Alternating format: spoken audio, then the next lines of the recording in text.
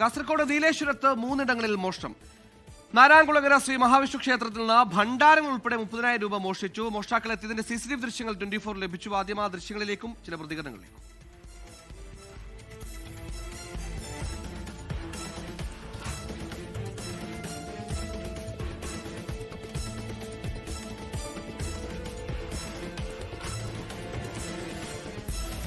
ഇത് പുറത്തോട്ട് വന്നാലും പൊളിച്ചു, കൂട്ടമില്ല.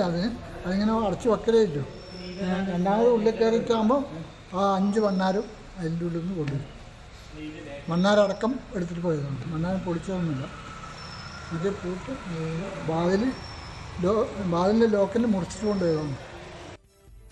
അരുൺ പാറക്കൽ, കാസർഗോഡ് നിന്ന്. അരുൺ, വലിയ പണിപ്പെടാൻ അവർ തയ്യാറായതിന് പൊതുവെ ഭണ്ഡാരം കുത്തിപ്പൊളിച്ചൊക്കെയാണ് പണം. അവർ ഇവിടെ ഭണ്ഡാരം അടക്കം എടുത്തു കൊണ്ടുപോയി. ആരാണ് ഈ മോഷ്ടാക്കൾ എന്ന കാര്യത്തിൽ എന്തെങ്കിലും സൂചന ഈ ഘട്ടം വരെ ലഭിക്കുന്നുണ്ടോ?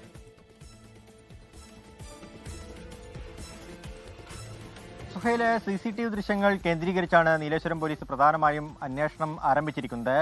5 അംഗ സംഘത്തെ അന്വേഷണത്തിനായി നിയോഗിച്ചിട്ടുണ്ട്. 3 സ്ഥലങ്ങളിലാണ് ഈ മോഷണം നടന്നിരിക്കുന്നത് എന്നതാണ് പ്രധാനപ്പെട്ട കാര്യം. നാരായണകുളങ്ങര ശ്രീ മഹാവിഷ്ണു ക്ഷേത്രം, അതുപോലെ തന്നെ ഇതിന് സമീപത്തുള്ള മറ്റൊരു ക്ഷേത്രം, റോട്ടറി ക്ലബിനടുത്തുള്ള ഒരു വീട് എന്നീ സ്ഥലങ്ങളിലാണ് മോഷണം നടന്നിരിക്കുന്നത്. അതിൽ 2 സ്ഥലത്ത് മോഷണ ശ്രമവും നാരായണകുളങ്ങര മഹാവിഷ്ണു ക്ഷേത്രത്തിൽ മോഷണവും നടന്നിട്ടുണ്ട്. അതായത് മോഷണം അവിടെ നിന്ന് നഷ്ടപ്പെട്ടിട്ടുണ്ട്. 4 ചെമ്പ് ഭണ്ഡാരവും 1 സ്റ്റീൽ ഭണ്ഡാരവും ഉൾപ്പെടെയാണ് ഈ മോഷ്ടാക്കൾ കവർന്നിരിക്കുന്നത്. സാധാരണഗതിയിൽ സുഹൈൽ സൂചിപ്പിച്ച പോലെ ഈ ഭണ്ഡാരം കുത്തിത്തുറന്ന് പണം മോഷ്ടിക്കുകയാണ് മോഷ്ടാക്കൾ ചെയ്യുന്നത്. ഇത് ഭണ്ഡാരം അങ്ങനെ എടുത്തുകൊണ്ട് പോയിരിക്കുകയാണ് ഈ ക്ഷേത്രത്തിൽ ഉണ്ടായിരിക്കുന്നത്.